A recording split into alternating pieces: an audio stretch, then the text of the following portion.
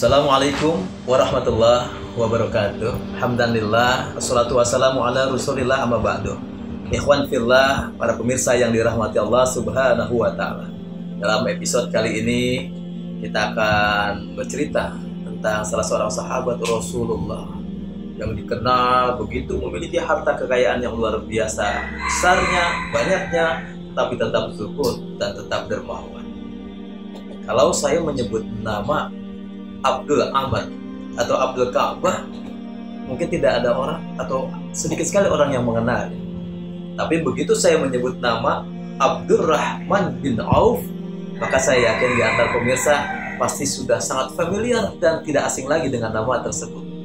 Ya, Abdurrahman bin Auf, beliau adalah salah seorang sahabat utama Rasulullah yang merupakan as-sabiqunal awwalun, orang yang mula-mula masuk Islam. Beliau masuk Islam 2 hari setelah Sayyidina Abu Bakar As-Siddiq memeluk agama Islam. Dia adalah orang yang ke-8 yang mengakui kerasulan Nabi besar Muhammad sallallahu alaihi wasallam. Pemirsa yang dirahmati Allah, Abu Bakar bin Auf ini lahir tahun ke-10 di tahun Gajah atau tahun 500 ke-80 Masehi. Terpaut usianya lebih muda 10 tahun dari baginda Rasul. Dan satu hal mengenai Abdurrahman bin Auf, beliau dianugerahi kekayaan yang luar biasa besar oleh Allah, tetapi tetap zuhud. Beliau tidak tertipu oleh kekayaan. Banyak kisah-kisah yang bisa kita jadikan teladan, yang kita bisa tiru, kita ambil dari perilaku kehidupan Abdurrahman bin Auf ini. Jika terjadi perang Tabuk, subhanallah, ketika Rasulullah meminta para sahabat untuk mengorbankan hartanya, maka Abdurrahman bin Auf mengorbankan 200 uqiyah emas. Satu uqiyah emas itu ukurannya lebih kurang 30,75 gram. Berapa miliar? Hampir 3 miliar yang ia sumbangkan untuk membantu peperangan Tabuk. Dan tidak hanya membantu hartanya, Abdurrahman bin Auf pun ikut aktif, dia berperang, ikut terjun sampai tanggal giginya, sampai tangannya terkena panah pada saat perang Uhud. Subhanallah. Jadi bukan cuma kaya doang terus membantu dari segi materi, tetapi dia di belakang layar tidak. Abdurrahman bin Auf dia ikut berperang. Dan kelebihan daripada Abdurrahman bin Auf ini diantara lain adalah bahwa dia sangat rendah hati. Dia tidak merasa dirinya lebih baik dari orang lain. Satu ketika Abdurrahman bin Auf pernah berkata, "Qutila Mus'ab bin Umair, telah terbunuh, telah wafat Mus'ab bin Umair, wa huwa khairu minni, dan Mus'ab bin Umair itu lebih baik daripada aku. Kufina fi burdati." Tapi Mus'ab bin Umair ini hanya dikafani dengan burdah, yang ketika kepalanya ditutup, bagian kakinya kelihatan. Ketika bagian kakinya ditutup oleh burdah tadi, maka bagian kepalanya kelihatan. Wa qutila Hamzah, kata Abdurrahman bin Auf, telah terbunuh, telah wafat Hamzah, dan dia juga dikafani dengan hal yang sangat seadanya. Tetapi aku, kata Abdurrahman bin Auf, Allah berikan kekayaan, aku takut, aku khawatir jangan-jangan kekayaan yang Allah berikan ini adalah balasan kebaikanku yang Allah segerakan di dunia. Nanti ketika aku di akhirat, aku tidak dapat apa-apa. Subhanallah. Begitu takutnya Abdurrahman bin Auf terhadap kekayaan yang dimilikinya. Bahkan ketika selesai perang Tabuk, para sahabat kembali ke Madinah. Ada satu kejadian. Ketika saat itu kurma-kurma yang dipanen ternyata busuk semuanya.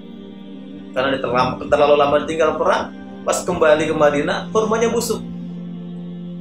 Logikanya, kurma yang busuk itu dijual pastilah dengan harga yang murah. Tetapi Abdurrahman bin Auf melihat ini satu kesempatan emas baginya untuk miskin.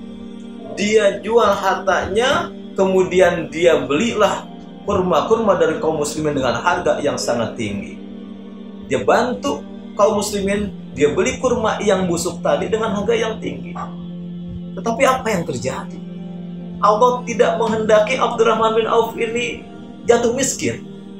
Karena tak lama setelah Abdurrahman memborong semua kurma yang ada di penduduk Madinah dengan harga yang tinggi, tak lama datang utusan dari negeri Yaman, di mana Raja Yaman saat itu mencari kurma busuk. Karena di negeri Yaman saat itu terjadi taun atau wabah yang hanya bisa salah satu obatnya adalah disembuhkan dengan kurma yang busuk.